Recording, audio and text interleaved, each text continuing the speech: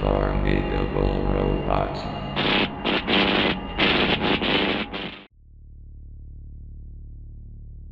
I was always a fan of instruments in my youth, and was a prodigy in the 7th grade. I was always good with these types of things up until I had kids, where I started to become more focused on caring for them as best as I could. They were tiring, and sucked the life out of me. I was a bit rusty when I first found out this video I happened to find in the depths of Newgrounds. I don't know. My memory is hazy at best, so if there's anything I could be missing, I'm sorry for that. Instrumentation is a video I happened to stumble across before I had kids, which appeared in my feed as I was scrolling through Newgrounds while my wife cooked dinner. It was a Mario video judging by the screenshots I had, and particularly had me intrigued during that time. So I decided to watch the video, and then was greeted by a watermark. I don't exactly remember what it looked like, but it looked like some sort of triangular bullhorn or something similar to it. It began with Mario walking through the Super Mario Bros. 3 overworld, with his appearance looking cute and simplified. His hat was a cap, and his colors for his clothing were swapped. Around at least 10 seconds, Mario comes across one of those toad houses. What was off about it is that it was covered in black liquid, tinted a tad bit red to indicate that it was blood. I was a tad bit weirded out, but continued watching, feeling some sort of dread. Mario eventually entered the home, looking around for a light switch. Eventually he found the switch, and this is where things started to go wrong. The house's background began to show imagery of some forest trail, it being shadowed by red. Mario eventually turned to the inhabitant, in which it showed what seemed to be a dead toad. His brain was exposed and dripped down the side of his face as his eyes were whited out. Along with that was a whistle in front of Mario, making an ominous noise akin to choir singing. Mario mainly looked at the whistle, ignoring the body on the other side of the room. He scratched his head, thinking of how to get the whistle. In short, classic Mario shenanigans was about to happen. Mario essentially was trying to break the whistle out of the air, aiming to use it for himself. He used everything in his power to do so, throwing everything at it in order to get it down. Even his dear brother Luigi wasn't safe, but eventually via black magic, ironically enough, the whistle fell to the ground with an audible cracking sound effect. It sounded like if someone's neck just snapped, and made my skin crawl. Mario walked up to the whistle and began breakdancing out of sheer joy as Luigi walked by, hurriedly as if he was needed to be at a job interview.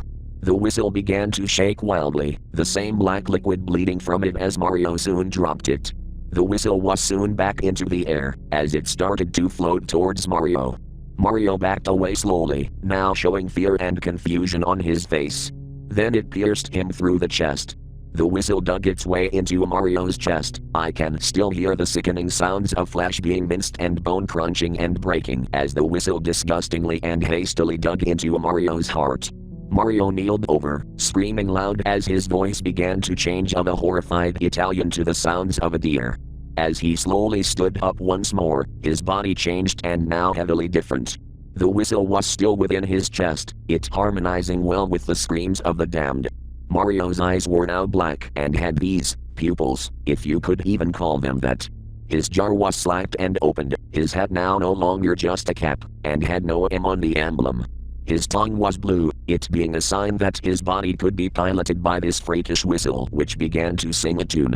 The words "It's a me" appeared not shortly after, and the background was an incomprehensible mess. It looked like some sort of dirty hallway, but I don't know. By the time the video was done and over with, the food was already cooked to perfection. My wife notified me, and I sheepishly began to head towards the dining table. It was some good food, but it couldn't help me get my mind off of that one part with Mario turning into that thing. I still ate most of it, and just kinda stayed silent. My wife noticed my unusual behavior and asked me what was wrong, and I just replied with a simple no. We later talked about what I saw, and she sorta understood why it kinda made me feel a sense of dread. I soon heard a noise come from the attic, and it wasn't from on top of the house either.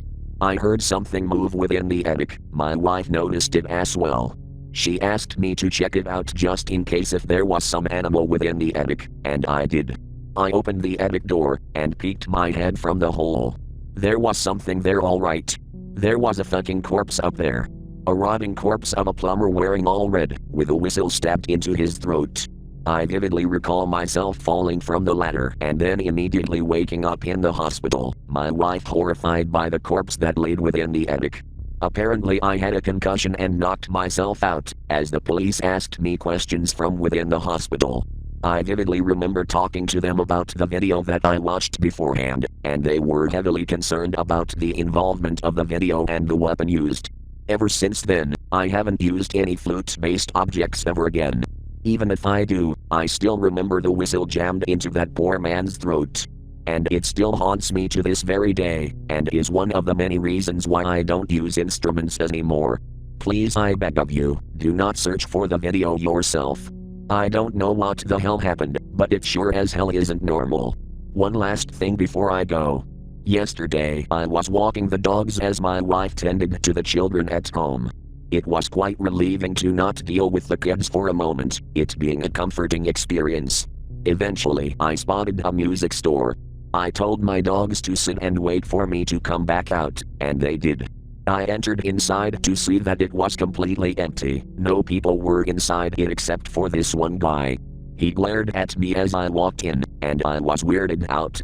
No one was manning the store, so I opted to leave. Then I was rushed by the same guy that gave me that particular look and tried to stab me with something. I was trying to throw him off me and got a heavy bruise on my face and a broken nose, and eventually grabbed whatever he was holding and slashed him in the chest. He ran off, and I just stood there.